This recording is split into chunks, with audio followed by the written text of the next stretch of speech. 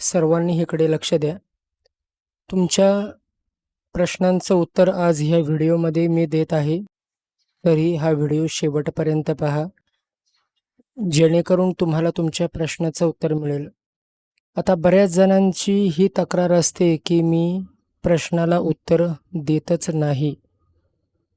तर सगळ्यांना एकच सांगायचं आहे की मी जेव्हा मोकळा वेळ मिळतो, जेव्हा कधी मी फ्री असतो, तेव्हा तुमच्या प्रश्नाचं उत्तर मी देण्याचा प्रयत्न करतो. मग ते कमेंटच्या माध्यमातून असो किंवा काही प्रश्न जर कमेंटमधून लिहिण्याजोगे नसतील तर त्यांना मी व्हिडिओच्या माध्यमातूनच तुम्हाला मार्गदर्शन करत असतो. तुम्हाला देखील तुमच्या प्रश्नाचं उत्तर ऐकायचं असेल तर हा व्हिडिओ शेवटपर्यंत पहा. पहिला प्रश्न आहे, ह्या व्यक्तींनी प्रश्न विचारला आहे की ह्यांचे दागिने पैसे बाहेर अडकले आहेत तर काय करू. आता हा प्रश्न विचारण्या अगोदर मला एक तुम्हाला सांगायचं आहे की दागिने पैसे कुठे अडकले, कसे अडकले, तुम्ही कुठे राहता या संदर्भात तुम्ही काहीच सांगितलेलं नाही. बरं, तुमच्या प्रत्येकाच्या प्रश्नाचं उत्तर मी काही उपायांच्या माध्यमातून देत असतो. तुम्ही हा उपाय करा, तुम्ही तो उपाय करा, मार्ग मिळेल. पण 95% व्यक्ती कोणीही ते उपाय करत नाहीत, पण मोगाम प्रश्न विचारतात. तुम्ही प्रश्न जर विचाराल तर त्याच्याबद्दल मागचं पुढचं सगळं काही थोडं सांगत जा, जेणेकरून आम्हाला कौल घेता येईल. तर तुम्ही फक्त पैसे दागिने बाहेर अडकलेले आहेत, पण ते कुठे अडकलेले आहेत या संदर्भात कुठल्याही प्रकारचं तुम्ही तिथं सांगितलेलं नाही. आता ह्या ज्या व्यक्ती आहेत ह्यांचा प्रश्न असा आहे की त्या मला SMS करतात, केलेला आहे, पण मी रिप्लाय देत नाही. मोकळा असतो तसे मी तुमचे प्रश्न बघतो आणि तुमच्या प्रश्नांना उत्तर देतो. काही वेळेला कौल लागतो किंवा कौल लागतही नाही, तर त्या संदर्भात तसं मी सविस्तरपणे कमेंटमधून सांगतो. आता बघा, पूर्ण वेळ मी यूट्यूबवर राहू शकत नाही, कारण मला यूट्यूबमधून एकही रुपया मिळत नाही. तुम्हाला वाटत असेल की माझं सगळं काही चांगलं आहे, आर्थिक बाजूने माझं सगळं काही चांगलं आहे आणि मी सेवा करण्यासाठी चॅनल चालू केला आहे, तर असं नाही.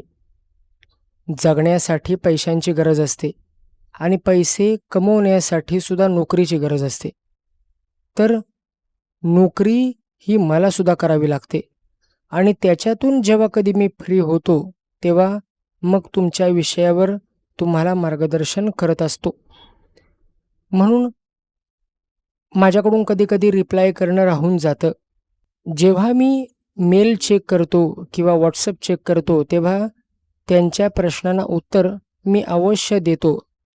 आता ह्या ज्या पुढच्या व्यक्ती आहेत त्यांचं असं म्हणणं आहे की त्यांचे एक मित्र आहेत, त्यांनी काही त्यांच्या घरामध्ये 2 टाक आणलेले आहेत आणि 2 गोटे आहेत. तर मग त्यांच्या घरी तो त्यांचा मित्र आल्यानंतर काही करेल का? त्यांना तर काही प्रॉब्लेम येणार नाही. तर नाही, असं कोणीही त्यांच्या घरी टाक आणले तर त्यांना ते पूजू दे, दगडगोटे पूजू दे. पण तुमच्या घरी कुठल्याही अनोळखी व्यक्तीनं किंवा कुठल्याही ओळखीच्या व्यक्तीनं जर देवाऱ्यात टाक पूजायला दिला तर तो टाक अजिबात पूजू नका. तुमच्या घरातली जी देवी आहे, तुमच्या घरात जे कुलस्वामी आहेत, ते तुमचं रक्षण करण्यासाठी समर्थ आहेत. त्यामुळं त्यांना अंधारात ठेवून दुसऱ्या शक्तीला तुम्ही तुमच्या देवघरात तिथं आसरा देऊ नका. त्याचा परिणाम चांगला पण होऊ शकतो किंवा वाईट पण होऊ शकतो. आता पुढचा प्रश्न असा आहे की यांना कोर्टात यश येण्याकरता मार्ग सांगा. बघा, कोर्टात यश मिळवण्यासाठी साधा सोपा मार्ग आहे, तो म्हणजे मारुतीची उपासना करा. दर मंगळवारी 5 जिलेबी तरी मारुतीला अर्पण कराव्या. तसेच दर शनिवारी मारुतीच्या मंदिरात जाऊन एक नारळ तिथं अर्पण करायचा आणि कोर्टात यश मिळण्याकरता तुम्ही त्यांना विनंती करा. बाकी जर कुठला देवऋषी तुमच्याकडे असेल तर त्या देवऋषीला तुम्ही प्रयत्न करू शकता किंवा असा कुठलाही दुसरा अघोरी उपाय मी इथं सांगू इच्छित नाही. कारण अघोरी उपाय कधी कधी लोक करतात, कधी कधी त्यांच्याकडून चूक होते आणि मग तो प्रकार आपल्यावर सुद्धा उलटू शकतो. म्हणून मारुतीला शरण जा, मारुती स्तोत्र वाचा, मंगळवारी जिलेबी तिथं गाभाऱ्यात ठेवा. त्यानं थोडाफार फरक पडेल. पण संपूर्ण फरक पडणं हे तुमची कोणत्या प्रकारची केस चालू आहे याच्यावर अवलंबून आहे.